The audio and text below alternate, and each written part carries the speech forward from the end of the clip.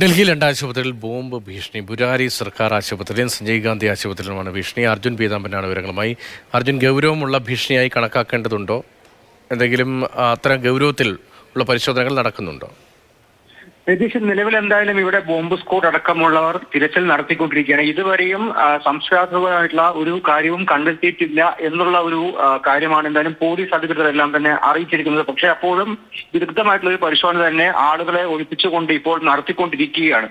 ഇന്ന് ഉച്ചയ്ക്ക് 3 മണിയോടെയാണ് ഇമെയിൽ സന്ദേശം വഴി ഈ ഒരു ഭീഷണി ലഭിച്ചത്. നേരത്തെ ദിവസങ്ങൾക്ക് മുമ്പ് ഡൽഹിയിലെ 131 സ്കൂളുകൾക്ക് ബോംബ് ഭീഷണി വന്നതിന് ഏകദേശം സമാനമായി തന്നെ അന്ന് 4 IP അഡ്രസ്സുകളായിരുന്നു റഷ്യയിലേക്ക് ലിങ്ക് ചെയ്ത്. സമാനമായി തന്നെ ഈ മെയിലുകൾ വന്ന IP അഡ്രസ് അടക്കം ഇപ്പോൾ പരിശോധിച്ചുകൊണ്ട് എവിടെ നിന്നാണ് ഭീഷണി സന്ദേശം വന്നത് എന്നുള്ള കാര്യങ്ങളടക്കം പരിശോധിക്കുന്നു. എന്തായാലും ഈ ബോംബ് സ്ക്വാഡിന്റെ അടക്കം പരിശോധന തുടരുന്നുണ്ട്. പക്ഷെ അപ്പോഴും സംശയാസ്പദമായിട്ടുള്ള ഒന്നും തന്നെ കണ്ടെത്തിയിട്ടില്ല എന്നുള്ളൊരു കാര്യമാണ് എന്തായാലും പോലീസ് ഇപ്പോൾ അറിയിക്കുന്നത്.